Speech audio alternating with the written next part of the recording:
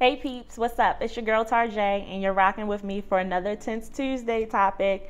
I'm sorry I've been MIA for a while. I've been getting my Eat, Pray, Love on, just reflecting, learning to walk in my purpose better, enjoying my state of singleness, refusing to date. It's just been a great time, and I miss y'all, and there's something that's been on my heart for me to talk about, and I wanted to dive into it today.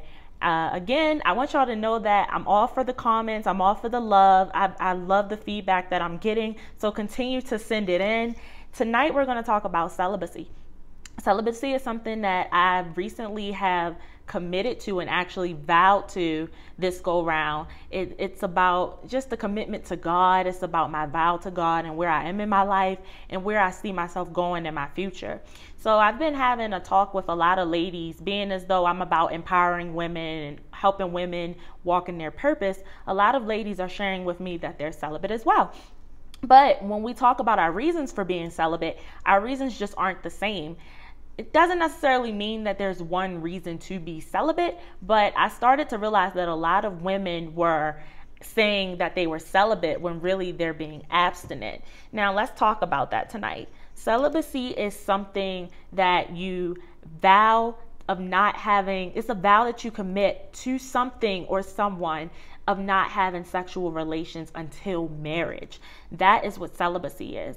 Abstinence is that you're doing a practice of abstaining from indulging, and it doesn't necessarily have to be sex. It could be, I know that when I go to the club, I turn up too much, so I make sure I don't drink, or I limit myself to 1 or 2 drinks because I end up getting a little reckless. Or it could be, I'm not having sex right now because I don't feel like it, because I want to take time to myself, which is very similar to celibacy. However, it's not the same thing as celibacy.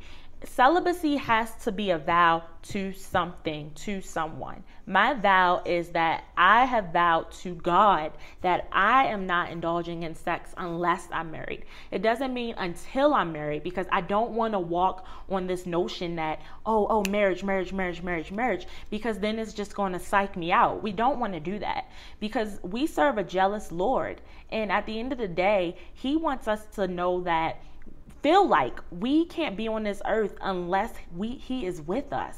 And if we feel like I can't be on this earth unless I have a spouse, I can't be on this earth unless I have a best friend, you're only adding fuel to the fire. So you have to say, God, I am living for you. I am vowing this to you. It's me and you unless you give me that opportunity. I do believe that He's a God that fulfills our heart in His perfect timing. But until you get on that notion that your whole living and being is for Him, then you're just going to drag yourself out, and it's going to be a miserable process for you. So diving into the topic of celibacy, some women are looking at celibacy as a way of, I'm not having sex because I'm just not in the mood. I'm tired of men dogging me out, so I'm just going to save my goodies. I'm going to be on a 90-day celibacy rule. That is not celibacy. That is abstinence, because you're giving yourself the opportunity outside of marriage that if you wanted to, you can indulge in that behavior again. You have no vow to no one. The only vow you have to is yourself. But it's something that is, I look at it as something greater than you, because there are a lot of women that watch my videos and they may not be there in their relationship with God. It could be a vow. Celibacy could be a vow to your future husband, your future spouse, that I'm going to keep myself pure until I meet you. It could be a vow to your dad. I know a lot of young ladies are giving certificates to their dads that they're going to stay pure until they meet the right one, until they marry the right one. And those are reasons for being celibate. My reason for being celibate is that I choose to vow my relationship to God. I had a very horrible problem with sex in my relationships. Yes, it was in relationships and it was out of relationships. And it led to some really disturbing feelings and some very horrible breakups. And it even allowed for the relationships to drag themselves on when they shouldn't have even made it past day 1.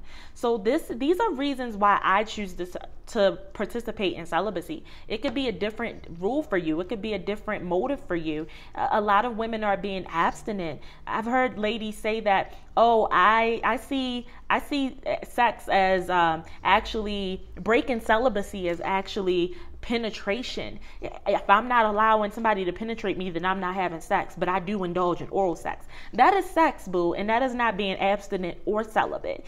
I hear people say, oh, I just get off, I just masturbate, I just watch pornography, I'm not hurting anyone. That is sex, and that is not celibacy. Sexual relations are sexual relations. Let's talk about it. Oral sex, anal sex, masturbation, pornography, these are all things that you cannot say that you're not having sex. They are sexual relations. They are things that are heightening your heat in your body to another level. Don't say that you're celibate, but you're sitting over here allowing people to perform oral sex on you, or you're performing oral sex on somebody else. Don't say that you're celibate if you're out here watching pornography and just touching yourself.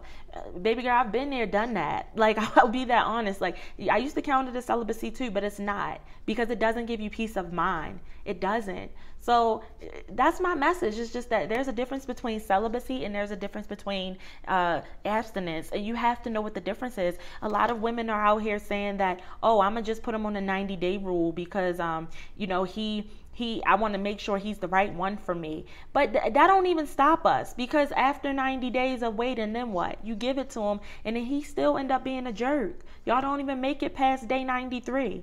And you're blaming yourself, oh, it's because I had sex. No, it's because your whole focus was on getting that man to want you, instead of your focus being on getting God to show that he's the right one for you. Know what your intentions are when you're getting into these relationships. Don't allow it to just be your complete focus on this one man. Sometimes, let me tell you the benefits about not having sex. There's clarity in the mind. There's clarity in actually believing in what he's telling you. There's clarity in actually not second guessing some things. Just letting it be raw, letting it be real, authentic. If a guy's telling you that he's not interested in a relationship, why do we jump to these facts and conclusions that, oh, once I give him the booty, I'm going to wow him and he going to want to wife me up? If that's your reasoning for wanting a guy to wife you up, then you need to pray, sister. Seriously. Because if you think that just putting the booty on him is just going to get him to lock you down, there are plenty of women out here throwing booty, okay? And there are other women throwing lots of other things that I'm not even going to talk about, and it's taking women's husbands from them. So you need to add more to the plate other than your goodies and what you're giving the guy, and stop using your goodies as a way to trail him along like a dog. You can automatically tell when he's a dog. If he's talking about sex off the bat, he only interested in sex. If he's really interested in getting to know you, he's going to remember certain things about you. I can't even tell you how many guys I've dated, and I swear I've repeated myself to them like 2-3 times about things. And it was just like, I swear I told them about this because this is so important to me. But then we still try to find other ways around trying to figure out if they're the one. We've already figured out that they're not the one. So that's my message for today. There's a difference between celibacy and there's a difference between abstinence, and know the difference. I know that I'm going to get comments. I'm all for comments. I'm about empowering queens, helping women find their Proverbs 31 woman within. The Proverbs 31 woman doesn't talk about putting a man on a 90-day value. She was already a wife. Her husband already respected her. He respected her for her work, not for her booty. It said that she was beautiful, but we don't know if that was talking about the inside or the outside. I look at it as it was talking about both. Her works were beautiful. It was because of her works that the people in her community respected her. Be a woman whose work speaks for you. Don't allow your reason for not having sex to try to trap down a man. If you're going to be celibate, do it for a reason. Vow to something. Be proud in it. Don't just say that I'm not going to do this for a certain amount of time. That's abstinence. That's abstinence. You know how many people I had in my phone a couple of years ago when I was fake practicing celibacy, basically saying that, oh, I'm celibate. No, it was just that I wasn't giving anybody the time of day. I didn't want to be bothered. But trust and believe, there were people that I had on speed dial. If I needed a quick fix, they would have been over there. I wasn't practicing celibacy. I just wasn't in the mood to be bothered. But yes, know the difference between celibacy and abstinence. That's my message for the night. I wanted to tell y'all, join my Sister Circle of Christ next Thursday for our sisterly call. It is going to be co-hosted by the life and dating coach, Emily McKnight. She is the author of a #1 seller, The Don't Before I Do. That book has literally changed my life. It helped me realize that I'm not the only woman that struggled with sex. I'm not the only woman that tried to define celibacy in another way. she's going to be talking about next Thursday the benefits of celibacy and how it really cleared her mind and it helped her realize what she was selling herself short on. So please, if you can, log in for the call. It's free, ladies. Wherever you are, we record the calls. Emily will be taking your questions. She will be giving you answers up front. This is an opportunity you don't want to miss. The information is below. So ladies, again, send your comments, send your love. I love y'all. Again, my name is Tarjay. I'm about empowering queens, helping you find your Proverbs 31 woman within. I'm about breaking all the toxic soul ties. I hope that y'all are about the same thing, and I look forward to talking to y'all next time. Love y'all.